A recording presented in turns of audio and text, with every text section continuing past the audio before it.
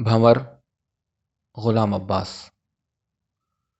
اللہ کے کچھ بندے ایسے بھی ہیں جن کے لیے صوم و صلات کا پابند ہونا ہی کافی نہیں ہوتا، بلکہ وہ اپنے مذہبی ولولے کی تسکین کے لیے اس سے کہیں سوا چاہتے ہیں۔ ان کی تمنا ہوتی ہے کہ جس نور سے ان کا سینہ روشن ہے اس کی کرن دوسروں تک بھی پہنچے۔ وہ گمراہوں کی ہدایت کے لیے خطرناک جگہوں پر بھی جانے سے نہیں گھبراتے۔ انہیں نہ جان کا خوف ہوتا ہے نہ جگ ہنسائی کا، بلکہ وہ اس کام کو فریضہ سمجھ کر ادا کرتے ہیں۔ حاجی شفاعت احمد خاں ایسے ہی دینداروں میں سے تھے۔ 50 کے لگ بھگ سن، بھاری بھرکم جسم، مگر خوب گٹھا ہوا۔ معلوم ہوتا تھا کہ جوانی میں بھی کبھی کثرت سے شوق رہا ہوگا۔ سرخ و سفید رنگ، چوڑا چہرہ، کڑبڑی داڑھی مگر خوب بھری ہوئی، آنکھیں بڑی بڑی شربتی رنگ کی جن میں ہر وقت سرخی جھلکتی رہتی، چہرے پر ایک جلالی کیفیت۔ لباس ان کا عموماً یہ ہوتا: خاکی رنگ کی شلوار، خاکی رنگ کی قمیص، 4 خانے کپڑے کا کوٹ، پاؤں میں نری کا جوتا جو ہمیشہ گرد سے اٹا رہتا، سر پر سفید صافہ کلاه پر بندھا ہوا، ہاتھ میں موٹے بیت کی چھڑی۔ غرض لباس اور شکل و صورت سے وہ اچھے خاصے مرد مجاہد معلوم ہوتے تھے۔ حاجی صاحب صبح کو شہر کے ایک سرے سے جو گشت شروع کرتے تو شام ہوتے ہوتے پورے شہر کو جیسے کھنگال ڈالتے۔ ان کے جاننے والوں کا کوئی شمار نہ تھا، قدم قدم پر الیک سلیک ہوتی رہتی۔ کبھی پاؤ پاؤ گھنٹے سڑک کے کنارے ہی تلقین و ہدایت کا سلسلہ جاری رہتا، کبھی کوئی جان پہچان والا کسی ضرورت سے ساتھ لے جاتا، مگر گھنٹے 1.5 گھنٹے کے بعد وہ پھر گشت میں مصروف دکھائی دینے لگتے۔ وہ اپنی دینداری اور بزرگی کی وجہ سے بڑے ہر دل عزیز تھے، یہاں تک کہ شہر کے حکام بھی ان کی عزت کرتے تھے۔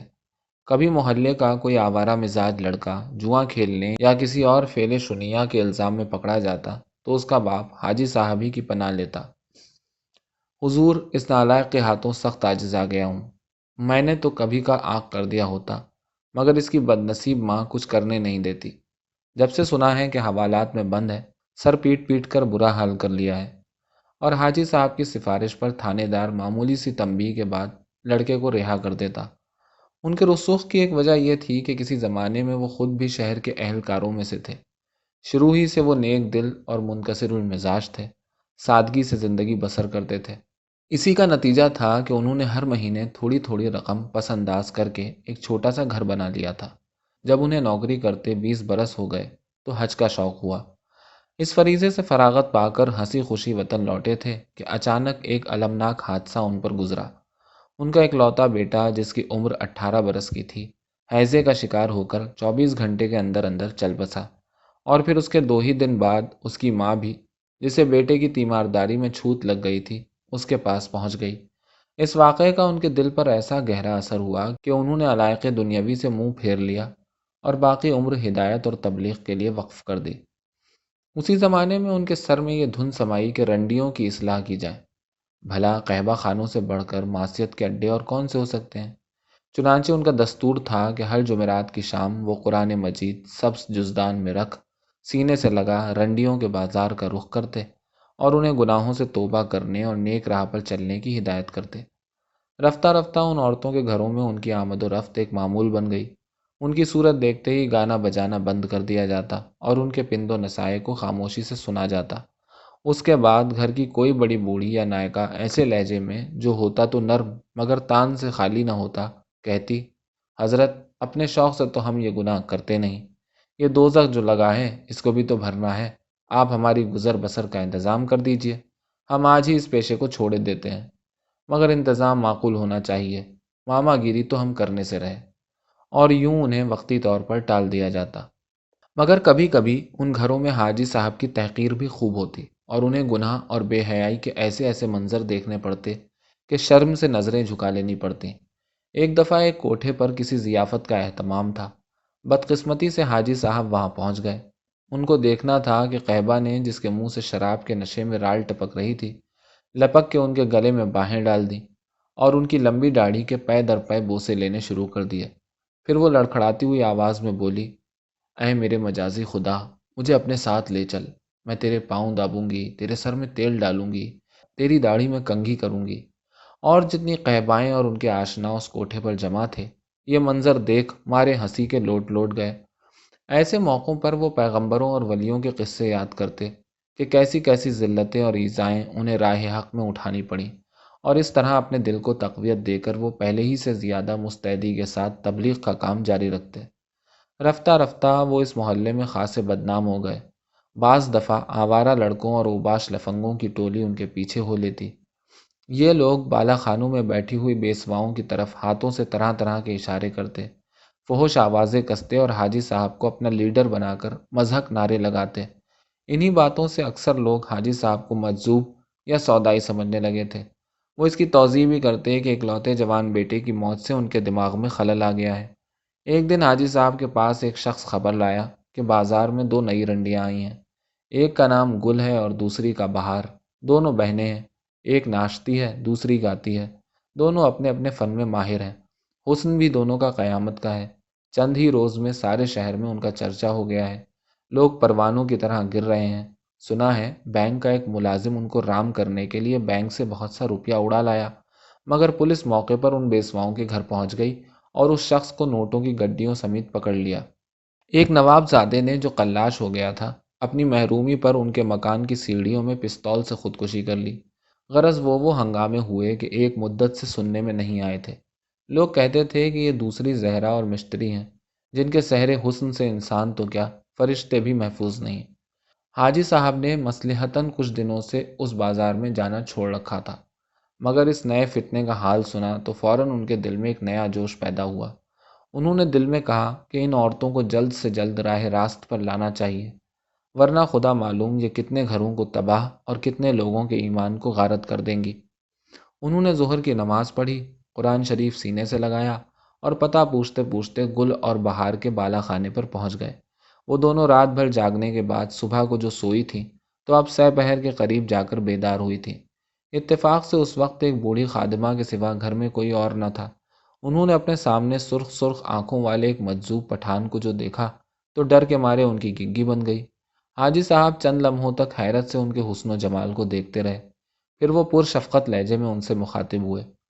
میری بیٹیوں، مجھ سے ڈرو نہیں، میں کسی بری نیت سے نہیں آیا، میں تو تمہیں صرف یہ بتانے آیا ہوں کہ تمہاری عیش و عشرت کی یہ زندگی ایک دھوکہ ہے، اور یہ دھوکہ صرف اسی وقت تک قائم ہے جب تک تمہارے گالوں میں خون کی یہ چند بوندیں ہیں۔ ان کی تر و تازگی آخر کب تک باقی رہے گی؟ 5 سال، 7 سال، حد سے حد 10 سال۔ اس کے بعد تم ایک قابل نفرت چیز بن جاؤ گی، اپنے عشاق کی نظروں ہی میں نہیں، اپنے عزیز ترین رشتہ داروں کی نظروں میں بھی، یہاں تک کہ تمہاری اولاد کو بھی تم سے گھن آئے گی، اس لیے کہ تمہارا وجود ان کے لیے انتہائی شرمندگی کا باعث ہوگا۔ میری بچیوں، ذرا غور کرو، تمہاری زندگی کیسی ہنگاموں سے بھری ہوئی ہے۔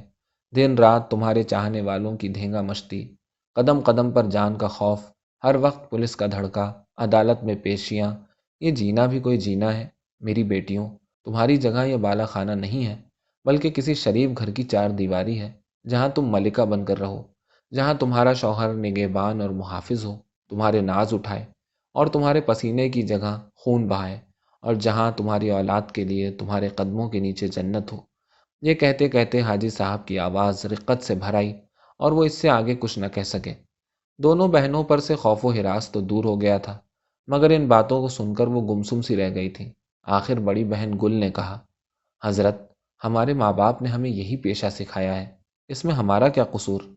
حاجی صاحب نے اس دن ان سے کچھ اور کہنا مناسب نہیں سمجھا۔ انہوں نے ایک کاغذ کے پرزے پر اپنے گھر کا پتہ لکھ کر ان کو دے دیا اور یہ کہہ کر چلے آئے کہ مجھے اپنا باپ سمجھو، اور جب کبھی کوئی مشکل پڑے یا میری ضرورت ہو تو اس پتے پر مجھے خبر کر دو۔ اس واقعے کو 8 روز بھی نہیں گزرنے پائے تھے کہ ایک دن صبح ہی صبح ایک تانگا ان کے مکان کے سامنے آ کر رکا۔ اس میں ایک عورت بیٹھی تھی جس نے سیاہ برقع اوڑھ رکھا تھا۔ تانگے میں 2 ٹرنک اور کچھ چھوٹی چھوٹی بخچیاں بھی تھیں۔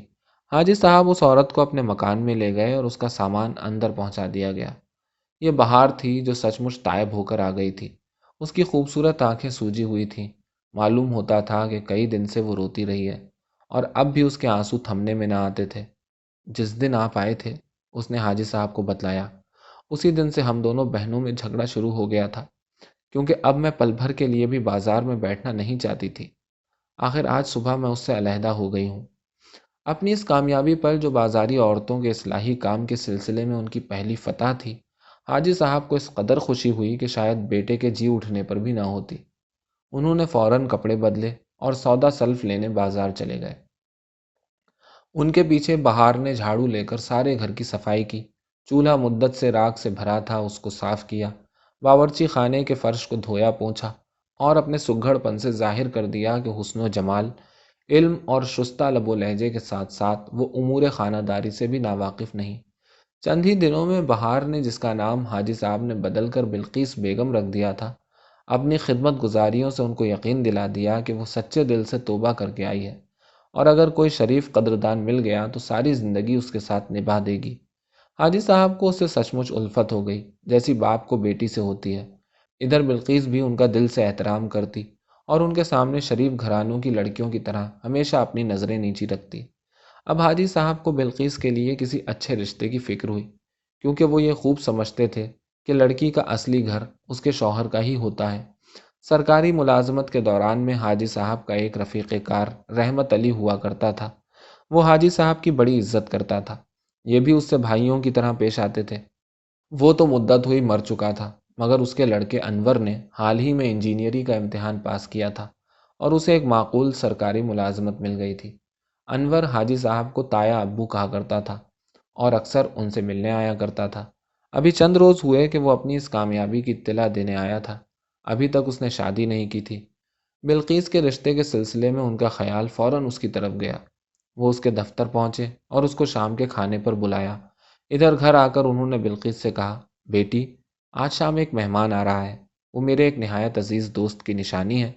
تم یہ میلے کپڑے اتار کر کوئی اچھا سا لباس پہن لینا، وہ میرے بیٹوں کی طرح ہے، اس سے پردہ نہیں کرنا ہوگا۔ شام کو انور کھانے پر آیا تو بلقیس کے حسن، اس کی شائستگی اور حیا کو دیکھ کر مبہوت رہ گیا۔ حاجی صاحب نے اس کو بلقیس کی بپتا سنائی اور اس سے کوئی بات چھپا نہ رکھی۔ دوسرے دن وہ پھر آیا، پھر تیسرے دن، پھر دن میں وہ دو دو مرتبہ آنے لگا، اور آخر مہینہ بھی نہ گزرنے پایا تھا کہ ان دونوں کی شادی ہو گئی۔ انور اور بلقیس کی خوب گزر ہونے لگی۔ وہ دونوں اکثر حاجی صاحب سے ملنے آیا کرتے۔ انور اپنی بیوی کو فریفتگی کی حد تک چاہتا تھا، ادھر بلقیس بھی دل و جان سے اس پر فدا تھی۔ اس کے ساتھ ہی وہ حاجی صاحب سے بھی ایسی الفت کرنے لگی گویا وہ سچ مچ باپ ہیں، اور پھر یہی تو تھے جن کے طفیل وہ گمراہی کے گڑھے سے نکلی تھی۔ جب ایک سال گزر گیا تو انور کی تبدیلی کسی اور شہر ہو گئی۔ حاجی صاحب ان میاں بیوی کو اسٹیشن پر رخصت کرنے آئے تو جدائی کے خیال سے روتے روتے بلقیس کی ہچکی بن گئی۔ حاجی صاحب نے بڑی تسلیاں دے کر اسے رخصت کیا۔ وہ باقاعدگی سے ہر مہینے حاجی صاحب کو خط لکھتی، جس میں اس کی اور انور کی خیریت اور گھر کے حالات تفصیل سے لکھے ہوتے۔ اس کے ان خطوں میں ایک بلبل کی سی چہچہاہٹ تھی۔ ان خطوں کا سلسلہ کوئی 2 برس تک جاری رہا۔ اس کے بعد جو خطوط آئے ان کا لہجہ اچانک سنجیدہ ہو گیا۔ حاجی صاحب نے اس تبدیلی کو بلقیس کی بڑھتی ہوئی عمر کے تقاضے پر محمول کیا۔ آخر تیسرے سال ایک خط آیا جسے پڑھ کر وہ بھونچکا رہ گئے۔ لکھا تھا، ابا جان، تسلیم، مجھے افسوس ہے کہ یہ خط پڑھ کر آپ کو صدمہ پہنچے گا۔ میں نے عرصے تک اس معاملے کو آپ سے چھپائے رکھا تاکہ آپ کو دکھ نہ ہو، لیکن اب بات اس حد تک بڑھ گئی ہے کہ اس کا چھپانا ممکن نہیں، اور میں سمجھتی ہوں کہ اس میں میرے شوہر انور کا کچھ قصور نہیں۔ اس کی تمام ذمہ داری ان کے رشتہ داروں پر ہے، جو ہر روز آ آ کر ان کے کان بھرتے رہتے ہیں۔ ان لوگوں کو کسی نہ کسی طرح میری پچھلی زندگی کا حال معلوم ہو گیا ہے، اور وہ مجھ سے سخت نفرت کرنے لگے ہیں اور برملا تانے دیتے ہیں۔ چونکہ بدقسمتی سے اس عرصے میں میرے کوئی اولاد بھی نہیں ہوئی جو شاید انور کو مجھ سے قریب تر کر دیتی، اس لیے یہ لوگ اب اس کوشش میں ہیں کہ انور میاں سے مجھے طلاق دلوا دیں۔ میں نے اس لڑکی کو بھی دیکھا ہے جس کو وہ ان کے پلے باندھنا چاہتے ہیں۔ اچھی شریف لڑکی ہے، بیچاری شکل کی بھی بری نہیں۔ اب میری آپ سے التجا ہے کہ اس سے پہلے کہ یہ لوگ مجھے دھکے دے کر نکال دیں، آپ خود آئیں اور مجھے طلاق دلوا کر لے جائیں۔ آپ کی پیاری بیٹی بلقیس۔ اس خط کی عبارت نے حاجی صاحب کو سخت بے چین کر دیا۔ وہ رات بھر بستر پر کروٹیں بدلتے رہے۔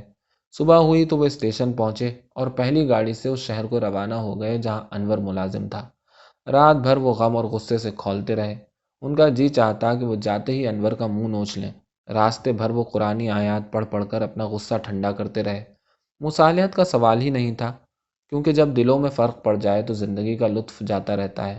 اب ان کی کوشش یہ تھی کہ وہ انور سے حق مہر حاصل کریں، اور وہ تمام زیورات اور کپڑے بھی جو انور نے اب تک بلقیس کو بنوا کر دیے تھے۔ انور اور اس کے رشتہ داروں نے زیادہ مزاحمت نہ کی۔ انور کو توقع نہ تھی کہ اس قدر جلد بلقیس سے اس کا پیچھا چھوٹ جائے گا، اور اسے کسی قدر رنج بھی ہوا، کیونکہ ابھی تک اس کے دل میں بلقیس کی کچھ کچھ محبت باقی تھی۔ مگر اب کیا ہو سکتا تھا؟ حاجی صاحب بلقیس کو ساتھ لے 2 ٹانگوں میں اسباب لدوا اسی رات اسٹیشن پہنچے اور دوسرے دن گھر آ گئے۔ بلقیس اب پھر حاجی صاحب کے پاس رہنے لگی۔ حاجی صاحب کو اب پھر اس کے رشتے کی فکر ہوئی، اور ابھی 3 مہینے بھی نہ گزرے تھے کہ انہوں نے اس کے لیے ایک اور شوہر تلاش کر لیا۔ اب کے جو آدمی چنا گیا وہ انور کی طرح نہ تو کم عمر تھا اور نہ زیادہ تعلیم یافتہ، اور نہ اس کا تعلق کسی اونچے گھرانے سے تھا۔ وہ میوے کا کاروبار کرتا تھا۔ آئے دن دساور سے میوے کی بھری ہوئی لوریاں اس کے یہاں آتی رہتی تھیں۔ شہر کے میوہ فروشوں میں اس کی بڑی ساکھ تھی۔ یہ میوہ فروش، جس کا نام ربانی تھا، رنڈوا تھا اور کسی نیک بیوہ سے عقد کرنا چاہتا تھا۔ حاجی صاحب نے حق مہر کے طور پر 5,000 روپیہ نقد اور ایک مکان بلقیس کے نام لکھوانے کی شرط پیش کی، جسے اس نے بلا حیل و حجت منظور کر لیا۔ دراصل یہ میوہ فروش بہار کے پرانے مگر ناکام عشاق میں سے تھا۔ جب بہار بازار سے غائب ہوئی تھی تو وہ سخت پریشان ہوا تھا۔ پھر کچھ دن بعد جب اس نے سنا کہ حاجی صاحب نے اسے کسی انجینئر سے بیاہ دیا ہے تو وہ ایک آہ سرد بھر کے رہ گیا تھا۔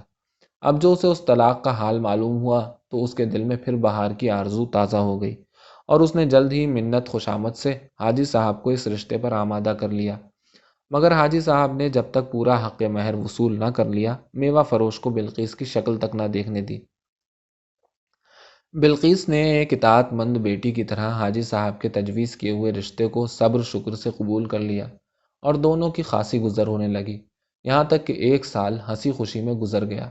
مگر یہ میوہ فروش طبعاً عیاش واقع ہوا تھا۔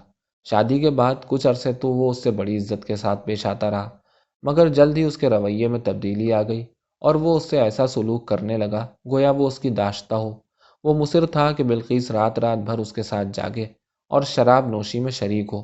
پھر وہ اس کا بھی متمنی تھا کہ آئے دن دوستوں کی دعوتیں ہوں اور بلقیس ساقی اور مہمانی گری کی خدمت سر انجام دے، اور وہ دوستوں سے فخریہ یہ کہہ سکے، یہی تھا وہ لالے بے بہا جس کی ایک جھلک دیکھنے کو دنیا ترستی تھی، اور اب میں تنہا اس کی قسمت کا مالک ہوں۔ مگر بلقیس نے اس کی ان خواہشوں کو سختی کے ساتھ رد کر دیا۔ وہ اس کے دوستوں کی ضیافتوں اور ان کی میخواری سے تو تعرض نہ کرتی، مگر خود کبھی ان کے سامنے نہ آتی۔ رفتہ رفتہ میوہ فروش کا دل گھر سے اچاٹ رہنے لگا، اور یہ محفلیں اب اوروں کے ہاں منعقد ہونے لگیں۔ میاں بیوی کے تعلقات کشیدہ رہنے لگے، کئی مرتبہ گالی گلوچ تک نوبت پہنچ گئی۔ آخر ایک دن میوہ فروش نے شراب کے نشے میں بلقیس کو اس قدر پیٹا کہ وہ کئی دن تک بستر سے اٹھ نہ سکی۔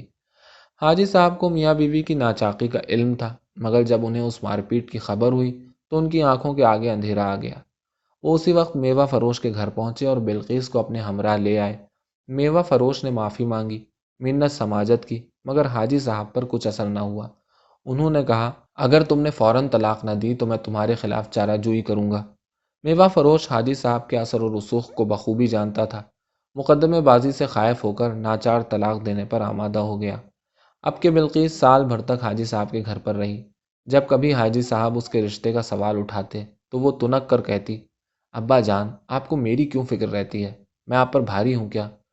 مگر ایک دور اندیش باپ کی طرح حاجی صاحب نہیں چاہتے تھے کہ بلقیس زیادہ عرصے گھر میں بیٹھی رہے۔ علاوہ ازیں اس کا مطلب یہ ہوتا تھا کہ وہ اپنے اصلاحی کام میں ناکام رہے۔ ان کا منصوبہ ناقابل عمل ثابت ہوا، مگر ایک مرتبہ فتح حاصل کر کے اب وہ کسی طرح اس شکست کے لیے تیار نہ تھے۔ چنانچہ انہیں پھر اس کی شادی کی فکر دامنگیر ہوئی، اور بلقیس کچھ تو حاجی صاحب کے اصرار سے اور کچھ اپنے مستقبل کے خیال سے تیسری مرتبہ پھر شادی پر رضامند ہو گئی۔ اب کہ حاجی صاحب نے شوہر کے انتخاب میں انتہائی حزم و احتیاط سے کام لیا، اور مہینوں اس کے مزاج اور چال چلن کے بارے میں تفتیش کرتے رہے۔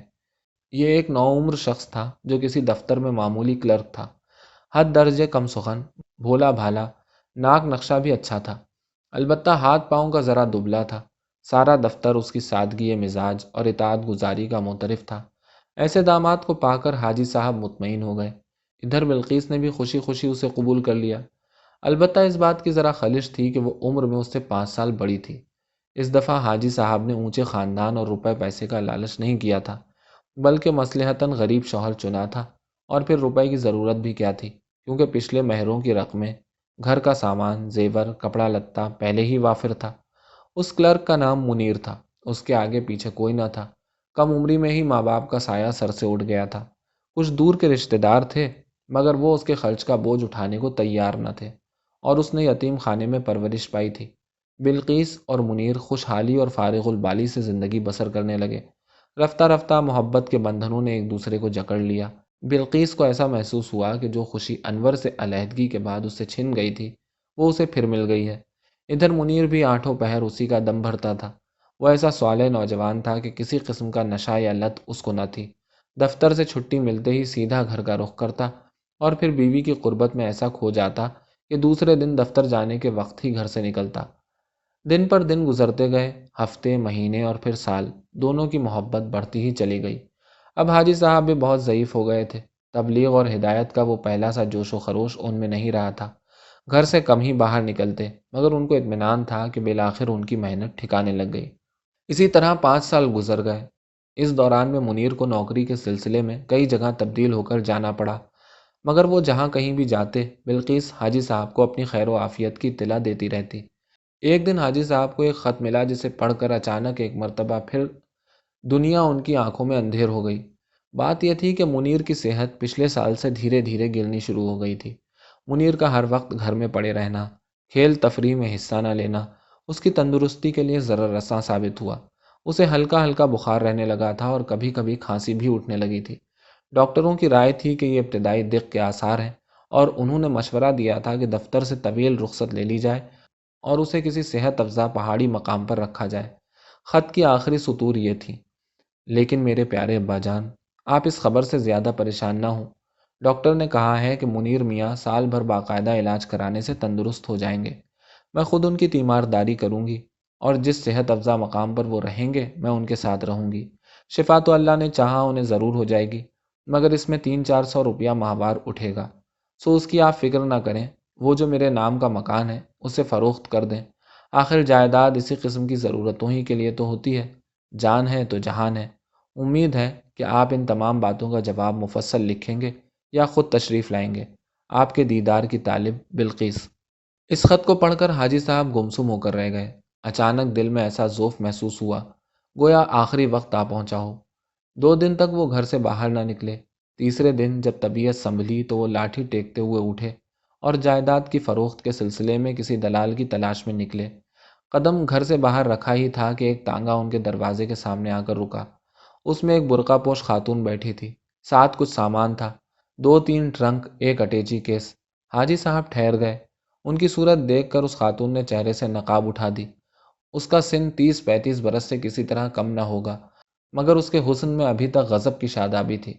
میں بہار کی بہن گل ہوں، اس نے بڑی لجاجت سے کہنا شروع کیا۔ 10 سال ہوئے جیسے حضور نے میری بہن کو دین اور آخرت کی راہ دکھائی تھی، ویسے ہی مجھ پر بھی کرم کی نظر ہو جائے۔